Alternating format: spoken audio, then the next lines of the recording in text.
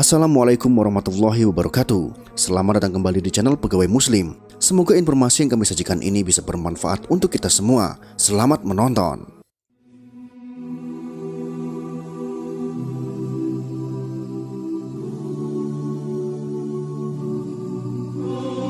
Dajjal akan datang, tetapi ia diharamkan memasuki jalan-jalan Madinah. Kemudian ia tiba di tanah lapang tandus yang berada di dekat Madinah. Lalu pada hari itu keluarlah seorang lelaki yang terbaik di antara manusia, atau termasuk manusia terbaik menemuinya.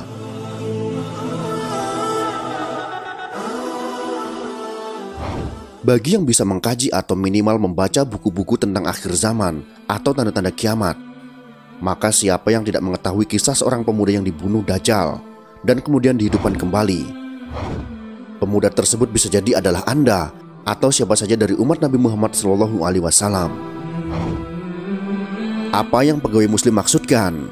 Yang kami maksud adalah menelusuri kisah futuristik tersebut hingga hari kiamat.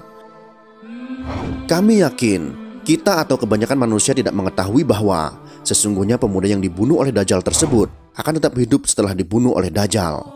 Kenapa hal itu bisa terjadi? Karena setelah pemuda itu dibunuh oleh Dajjal lalu dihidupkan kembali. Namun kali ini Allah melindunginya dari kematian yang kedua kalinya di tangan Dajjal tersebut.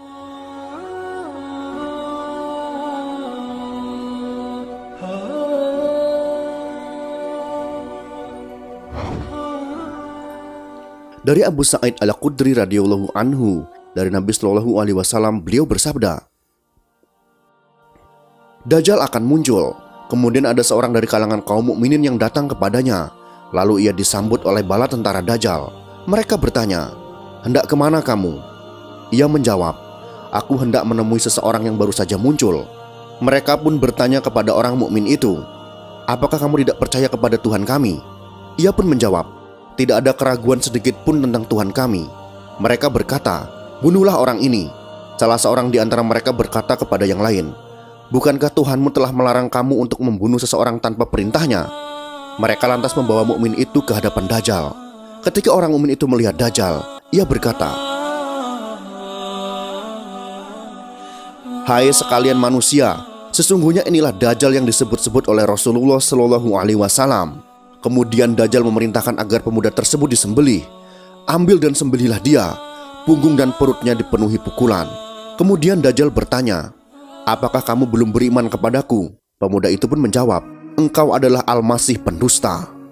Dajjal lantas memerintahkan agar orang mukmin itu disembelih dengan gergaji dari kepala sehingga terbelah dua searah dengan kedua kakinya. Kemudian Dajjal berjalan melalui kedua bagian itu serta berkata kepadanya, bangkit dan berdiri tegaklah.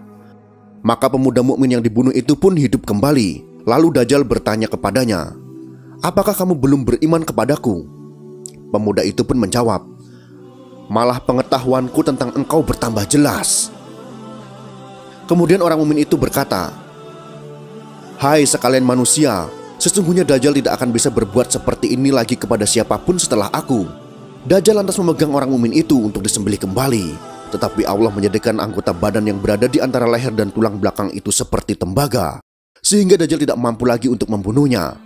Kemudian Dajjal memegang kedua tangan dan kaki pemuda tersebut, lalu dilemparkan ke suatu tempat yang orang-orang menyangka bahwa tempat itu adalah neraka, tetapi sebenarnya ia dilempar ke dalam surga.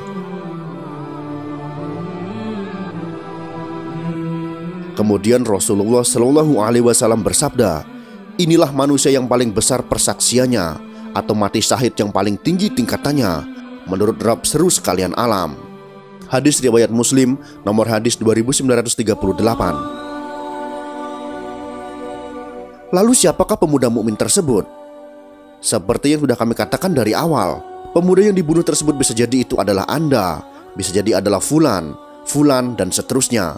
Yang jelas dia adalah salah satu umat Nabi Muhammad SAW. Wallahu alam bisawab.